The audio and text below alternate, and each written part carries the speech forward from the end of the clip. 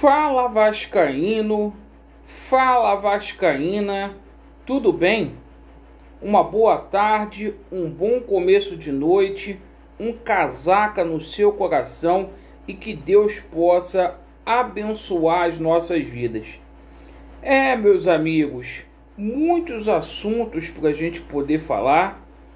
Vasco, decisão decisiva contra o Brusque na próxima sexta-feira. Vamos falar muito aqui sobre o retorno do público. E o Vasco tomou um calote aí do Boa Vista lá de Portugal no que tangencia a venda do Natan. E a gente vai falar qual é a ironia dessa situação. Perfeito? Além da situação política do Vasco da Gama, contagem regressiva para mudança aí na presidência do nosso clube querido. Vamos começar aqui por Vasco da Gama e Brusque. Hoje o Vasco da Gama treinou lá no CT Moacir Barbosa. Algumas fotos foram publicadas e é o seguinte: estou muito confiante que o Vasco vai conseguir uma vitória na sexta-feira contra a equipe do Boa Vista. Não há mais margens para erros para o Vasco da Gama. É a gente passar uma borracha em tudo que aconteceu esse ano. Eu sei que o torcedor do Vasco ficou decepcionado, principalmente após estar com 2 vitórias nas mãos, que foi contra o CRB e também contra a equipe do Cruzeiro. Mas é inquestionável, após a chegada aí do Diniz e com o reforço do Nenê, o time é outro. Tanto que o Vasco fica com a bola mais tempo no pé. Com o Nenê em campo, o Vasco tem até uma defesa mais sólida. O Vasco não tomou gol com o Nenê em campo. Mas é o seguinte, pessoal, as nossas chances são reduzidas aí. 3% apenas para o acesso. São 10 vitórias. Ainda hoje o Cristão Garcia, matemático muito conhecido, disse que com 61 pontos aí o quarto colocado pode subir. Mas é a gente ficar aí jogo após jogo tentando conquistar vitórias. O Brusque na 14ª colocação. Mudanças na equipe do Vasco da Gama. O Lucão, enfim, pode ganhar a vaga aí do Vanderlei. O Vanderlei sendo muito criticado, principalmente pelas saídas de bola aí. O goleiro fraco com os pés, não consegue sair em cruzamentos. A gente pode ter aí uma mudança na zaga vascaína. O Valber no lugar do Ricardo Graça. Andrei está suspenso aí devido ao 3º cartão amarelo. O Bruno Gomes hoje treinou muito bem e confirmado aqui, o Léo Jabbar não joga. O Vasco não vai recorrer à decisão aí e achou por melhor não ir ao STJD para que não seja punido aí. Se acovardou. Perfeito? No lugar do Léo Jabbar, a gente deve ver aí o Daniel Amorim com a camisa do Vasco da Gama.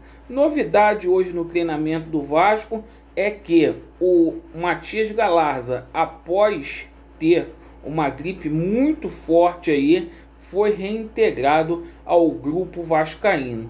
Perfeito? Sobre a situação aí do público, pessoal, o Vasco solicitou carga de 35% da capacidade de São Januário.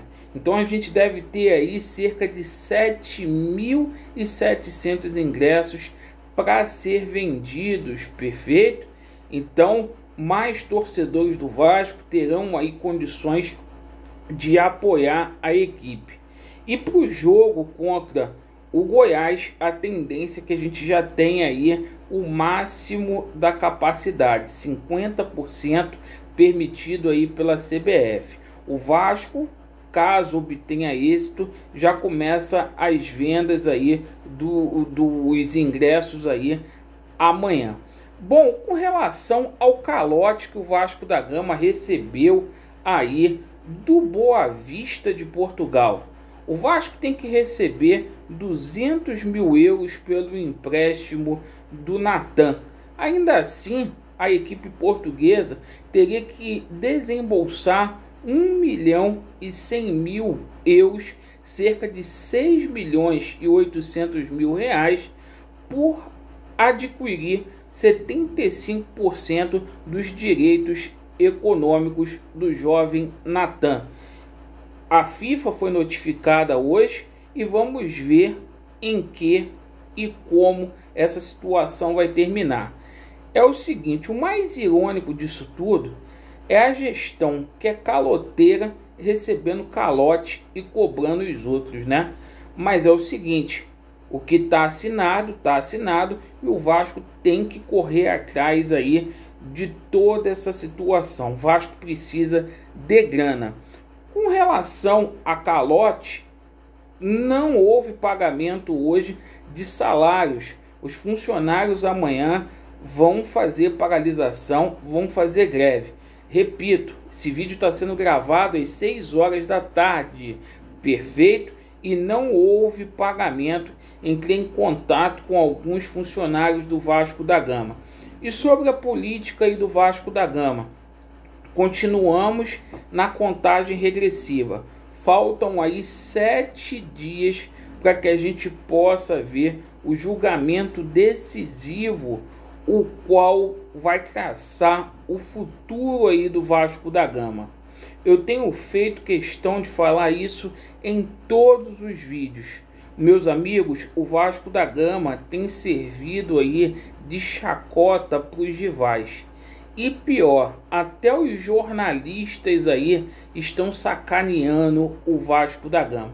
A gente viu isso recentemente no Sport TV, uma jornalista aí pegando no pé do Vasco da Gama, e o Vasco aí de 4 nessa situação toda. O Vasco sem nenhuma representatividade, entendeu? Nenhuma representatividade.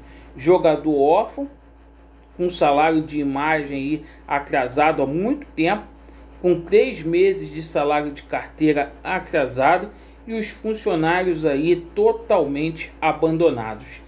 Isto, gente, o Vasco não está cumprindo o acordo que foi feito também com o Ministério Público naqueles 186 funcionários que foram demitidos. O Vasco teria que pagar os salários dele em forma de indenização até dezembro, um salário mínimo para cada funcionário demitido.